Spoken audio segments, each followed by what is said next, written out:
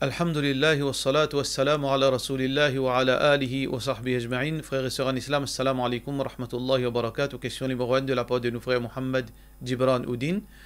Et qui conseille ou donne celui qui peut envie apprendre fiqh? Est-ce qu'il est meilleur à faire son apprendre fiqh, c'est qu'on commence à apprendre li basant le mazhab, ou bien mazhab qui plie beaucoup dans nos pays, ou bien dans l'autre façon? Qui est meilleur livre qui nous capable, qui vous recommande lire? Bidayatul Mujtahid wa Nihayatul Muqtasid de Ibn Rushd, c'est un livre reliable. Alors tout d'abord, question là, il y a plusieurs parties. Numéro 1, et si un djiboun a envie d'apprendre fiqh, et par qui commencer? Nous disons non, dans l'islam, il y a une priorité. Nous pas dire apprendre fiqh, nous disons apprendre les bases de l'islam avant. Nous apprendre les bases de l'islam. Les bases de l'islam, c'est nous apprendre faire tahara, ghusl, wazu, salat. Nous apprendre garde rosa. Nous apprendre comment garder rosa, qui casse rosa, qui casse salat, qui casse wazou, comment faire. Ça, c'est bonne base. Nous apprendre tawhid Allah. Nous apprendre concernant la ilaha illallah, qui veut dire shirk, qui veut dire bid'a. Ça, c'est une question fondamentale qui tout musulman doit apprendre. Là, quand nous finissons d'apprendre, si nous envie, là, apprendre une éducation avancée dans le din, là, ça qui nous besoin faire, nous besoin de un cheikh. Un djiboun qui n'apprend, il apprend bien la religion. veut dire il apprend bien comment bien, pas pour faire rien. Ou un djiboun qui perfectionne la religion d'une façon de parler, il maîtrise ce sujet, et là, on va apprendre la religion avec lui. On va apprendre fiqh avec lui, on va apprendre aqidah avec lui, on va apprendre tafsir, on va apprendre doucement, quelque chose qui est important avec ça djiboun-là. Mazhab ou bien pas mazhab, de toute façon, nous tout, veut dire nous suivre, nous faire taqlid d'une façon ou bien d'une autre façon. Parce que suivre Coran et Hadith directement, il est impossible ça. Nous devons passer par un pour suivre Coran et Hadith. Pour comprendre Coran et Hadith, nous devons passer par le ban ulama. Indirectement, nous tout fait taqlid, pas écoute Jimono. Mais seulement, comment nous poursuivre mazhab? Nous ne sommes pas capables de suivre mazhab Hanafi, mazhab Shafi'i, mazhab parce que ou pas qu'on arabe. Comment vous pouvez lire livre Abu Hanifa? Comment vous pouvez lire livre Malik, livre Shafi'i? Ça veut dire que vous devez suivre un alim. On va l'apprendre avec un alim. Si vous avez envie, à continuer à apprendre. On va l'apprendre avec un alim. Inch'Allah, là, on est capable, à partir de là, quand on maîtrise la langue arabe, quand on gagne une base, quand on connaît qui veut dire ban livre, qui veut dire khilaf, qui veut dire divergence, qui veut dire ban usul ban mazhab, ou pas prendre, et ça, il n'est pas coûte d'un jour, ça, il n'est pas coûte dans 3-4 ans aussi, ça. Il coûte des années. Nous sommes capables de dire Coran, Hadith, mais surtout pour comprendre fiqh, nous besoin qu'on usul ban mazhab, pour nous capables de comprendre fiqh. Ensuite, qui on dit encore, comme ça, ce qui est Bidayatul Mujtahid par Ibn Rushd reliable. C'est pas un livre à la portée de ban étudiant, ça. C'est un livre qui finit écrire pour ban ulama. On tente son nom Bidayatul Mujtahid. C'est le commencement de ijtihad. Ça livre-là finit faire comme une référence pour ban ulama. Alors, il n'est pas à la portée de petits enfants ou bien ban jeunes qui peuvent apprendre pour lire sa bonne qualité de livre-là. Il y a un livre trop fort. Et ce livre-là, une de ses bonnes spécificités, c'est que là-dedans, il montre qui fait ban ulama fin divisé. Dans tel masla, qui fait une divisé. Là-dedans, ça, c'est la spécialité de ce livre. Alors, conseil qui m'est capable de donner si vous avez envie d'apprendre les fiqh, ou road un cheikh, là, il est capable d'enseigner. Pour un livre qui est capable d'enseigner, livre Al-Wajiz fi fiqh sunnah wal kitab al-aziz par Abdul Azim Badawi. Fiqh sunnah fiqh sunnah wal kitab al-aziz. Ça, c'est un livre qui est très intéressant, malgré qu'il y ait un détail là-dedans, mais un bon livre. Fiqh sunnah par Saïd Sabiq. C'est un bon livre qui, Cheikh là, capable commence à enseigner, il est capable de montrer dans ce bon livre, Inch'Allah. Question suivante. Salam alaikum, concernant le maquillage, ban les habillés comme turidar, etc. Qui est une affaire normale pour la communauté musulmane de nos jours? Est-ce qu'il nous peut faire pécher, mettre sa ban les là? Moi, je suis capable de gagner un petit peu de détails comment nous nous habiller, jazakallah. Turidar, ou bien n'importe qui lens, aussi longtemps en lui-même n'est pas haram. Dans la case, madame, il est capable de mettre n'importe qui lens. Turidar, il est capable de mettre un lens, même il est indécent, devant son miché, mais non, aucun problème.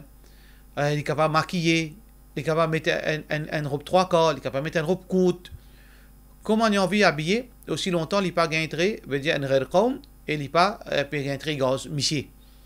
Mais seulement quand sorti qui Allah subhanahu wa ta'ala dit vous besoin mettre djilbab.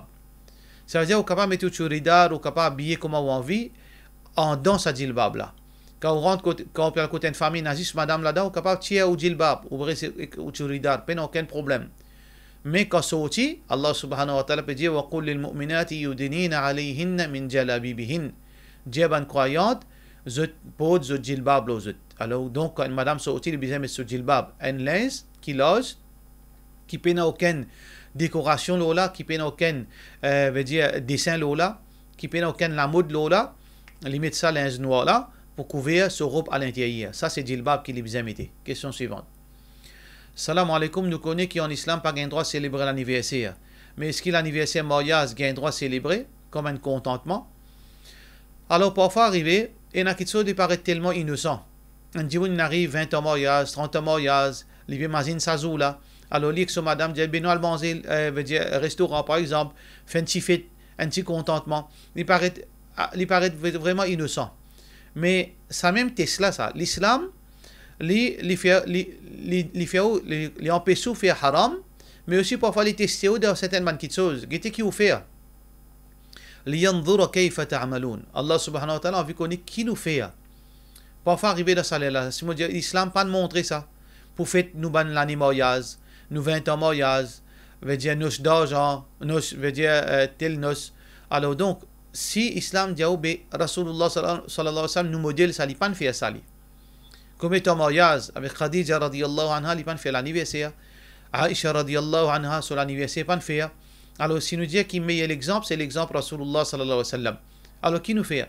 Est-ce que nous contentement ou bien nous guette façon de faire Rasulullah sallallahu alayhi wa sallam? C'est ça le musulman. Les soumettre. Ça veut dire que nous, ça qui nous fait, nous soumettre avec l'enseignement Rasulullah sallallahu alayhi wa sallam, nous pas faire parce que dans l'islam, pas de montrer nous faire ça. Inch'Allah, de Jannat, ça qui nous envie faire une fête, nous avec nous madame, nous avec nous messieurs, Inch'Allah, si nous rentrons de Jannat, nous pouvons faire fête comme on a envie.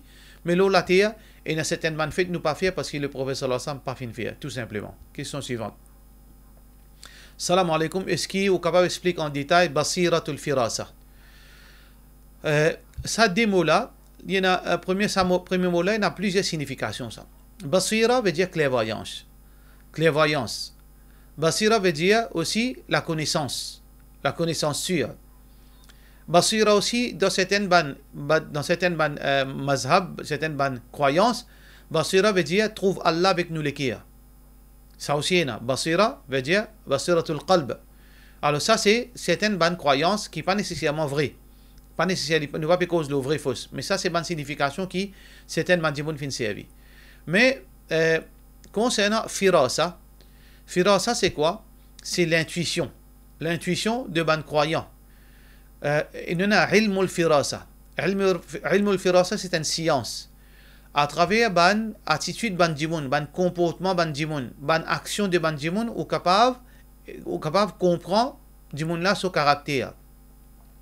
Ou capable comprendre, ou capable gagner l'idée djimoun là son attitude, son mentalité. Ou bien parfois arriver même au capable comprendre sur l'intention qu'il est au départ sur ban action sur les corps, sur ban action sur les yeux, etc. Alors donc ça c'est une science qui même aujourd'hui dans la police de servir.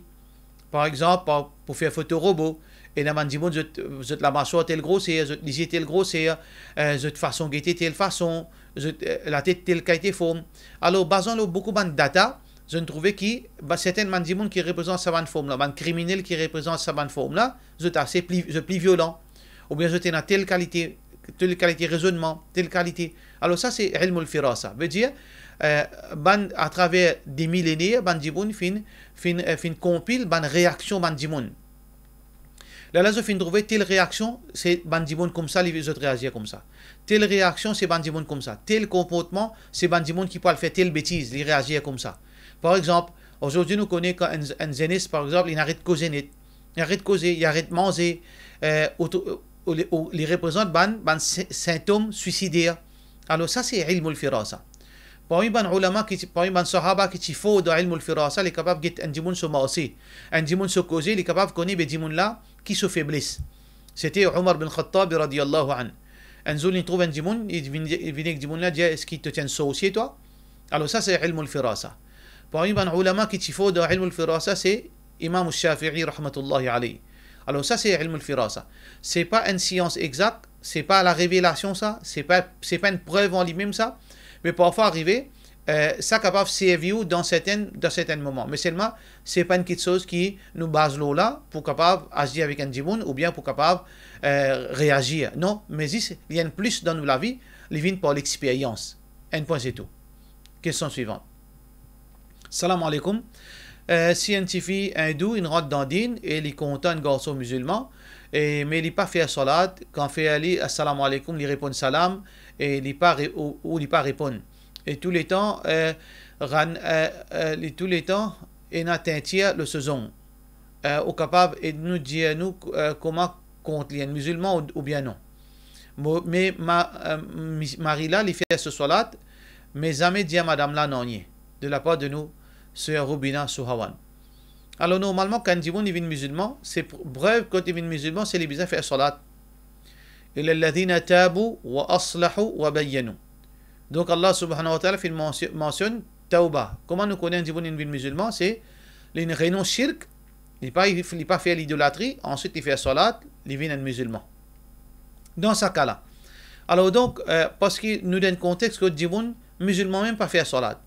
Et surtout il y a divergence d'opinion, est-ce que c'est lui qui fait namaz musulman ou bien pas musulman. Mais est-ce que si sa madame là, il n'y a aucune preuve qu'il y a idole, il peut retomber dans l'idolâtrie, ou bien il n'y a aucune preuve qu'il peut pratiquer une coutume ancienne de les autres religions, alors on peut considérer les musulmans, Inch'Allah, ou faire les salam, il ne pas répondre, il sur responsabilité avec lui, mais monsieur là, il y a un grand fautif, c'est monsieur là qui besoin.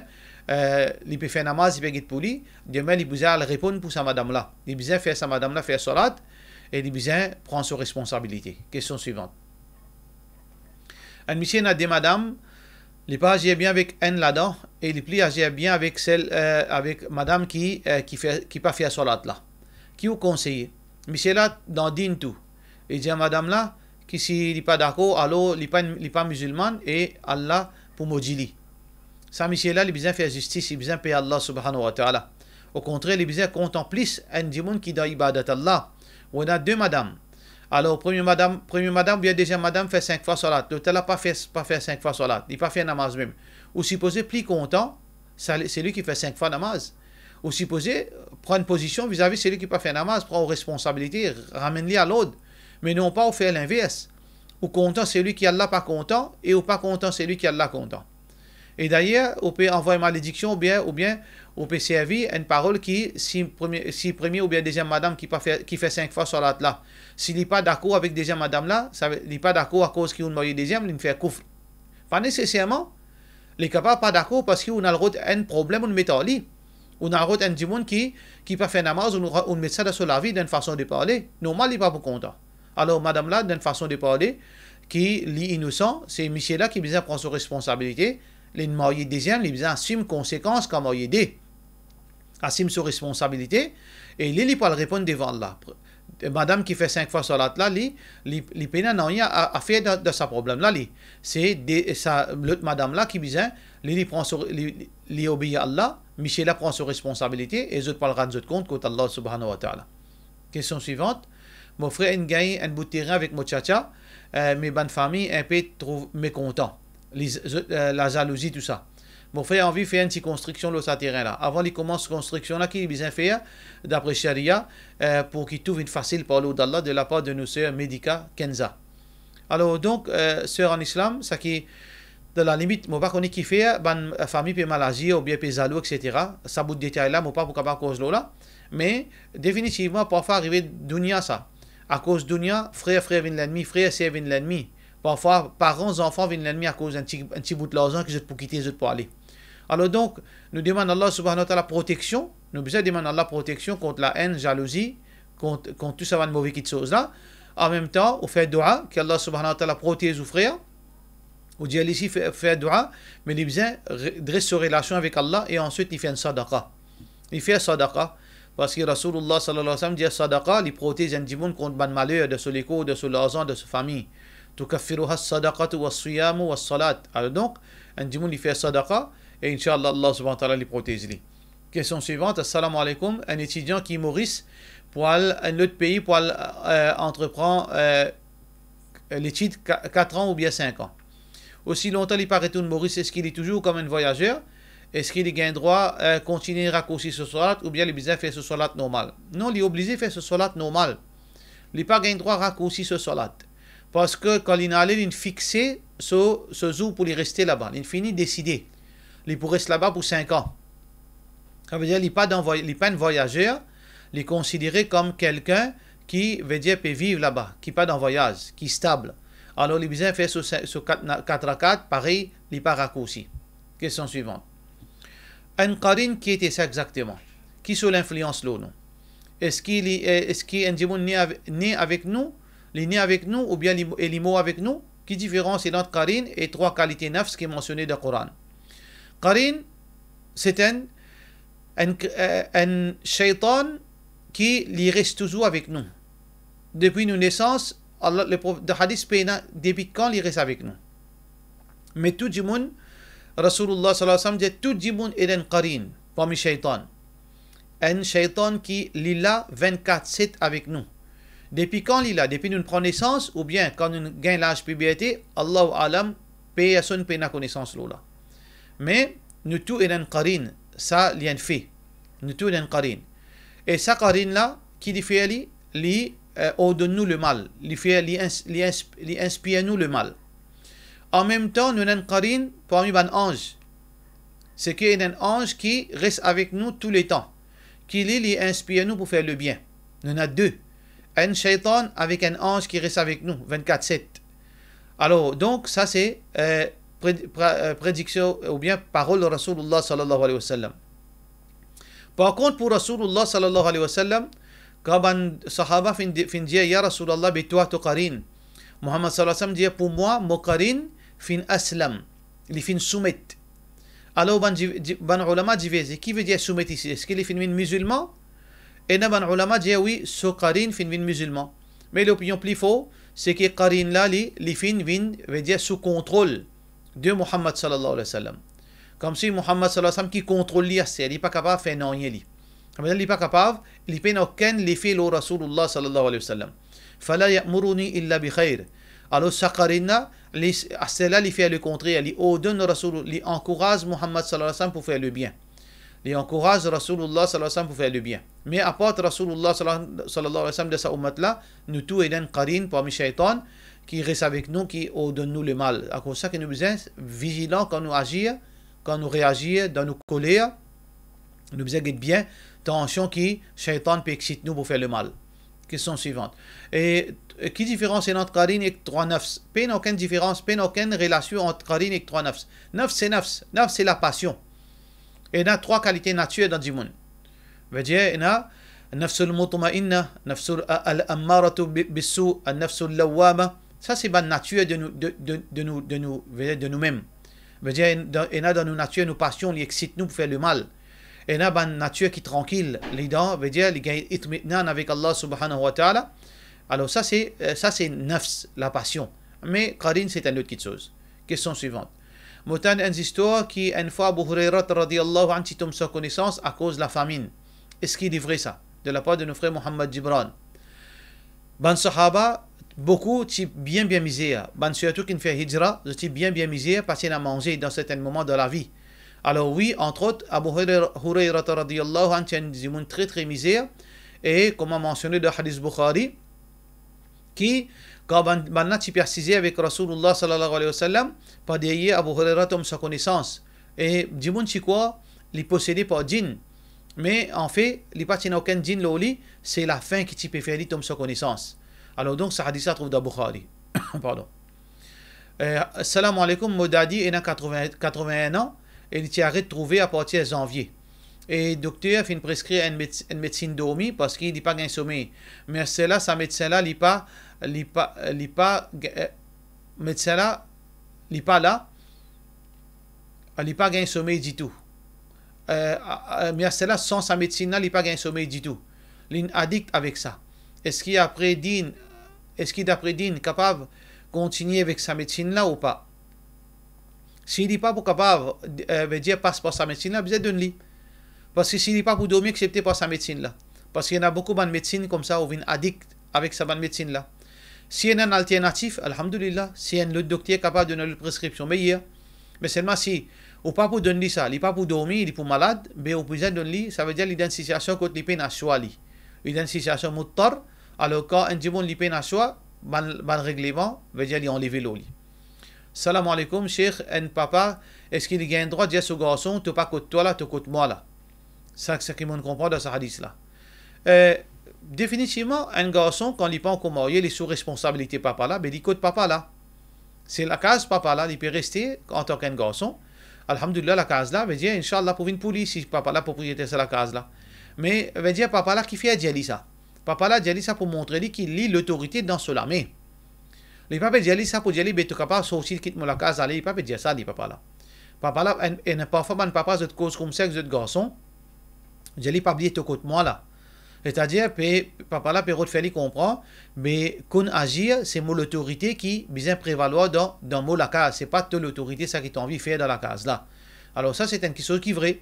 Mais seulement ça qui est capable de faire, si nous capable tout le temps faire un juste milieu, qui nous pas offense, un enfant, si il qu'on agit avec ses parents, pour parents n'a pas cause comme ça. Alors, passez-le, wassalamu alaikum wa rahmatullahi wa barakatuh.